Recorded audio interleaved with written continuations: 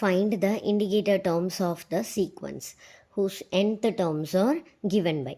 So இங்கே an equal to 5n divided by n plus 2 அப்படின்னு given nth term கொடுத்துட்டாங்க. So நம்மளை என்ன கண்டுபிடிக்க சொல்லியிருக்காங்கன்னா a6 and a13 கண்டுபிடிக்க சொல்லியிருக்காங்க. ஸோ a6 கண்டுபிடிக்கணும் அப்படி சொன்னால் ஃபஸ்ட்டு நம்ம என்னக்கு பதிலாக 6ன்னு இந்த டேர்மில் போய் சப்ஸ்டியூட் பண்ண போகிறோம் nth டேர்மில். ஸோ நம்மளுக்கு a6 இஸ் ஈக்குவல் டு என்ன இருக்குது 5n டிவைடட் பை n + 2ன்னு இருக்குது இல்லையா. ஸோ தட் n இருக்க இடத்துல 6 அப்ளை பண்ணணும். ஸோ இங்கே 5 n மல்டிப்ளையில் இருக்குது. ஸோ 5 × 6 டிவைடட் பை nக்கு பதிலாக 6. ஸோ 6 + 2. ஸோ இது ரெண்டும் மல்டிப்ளை பண்ணுறேன். 5 6 30 and 6 + 2 is 8. ஸோ இங்கே என்ன நம்மளுக்கு கிடச்சிருக்குன்னா 30 டிவைடட் பை 8ன்னு கிடச்சிருக்கு. இவங்க ரெண்டு பேருமே காமனாக எந்த டேபிளில் வருவாங்க அப்படின்னு பார்த்தீங்கன்னா 2 டேபிளில் வருவாங்க.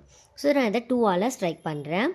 ஸோ 2 டேபிளில் 30 எப்போ வருவாங்க 15 2s are 30 அண்ட் 8 எப்போ வருவாங்க 4 2s are 8.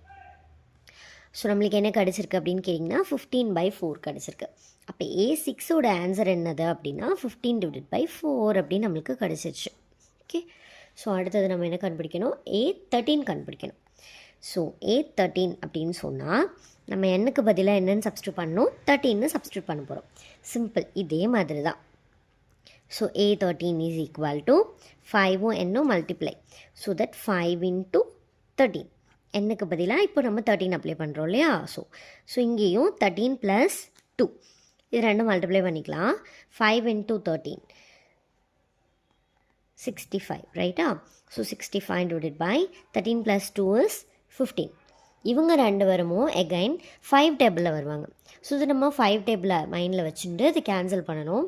So 3 5s are 15 again 13 5s are 65. So a13ஓட ஆன்சர் நம்மளுக்கு என்ன கிடச்சிருக்கு 13 டிவைடட் பை 3 அப்படின்னு கிடச்சிருக்கு. Okay, easy.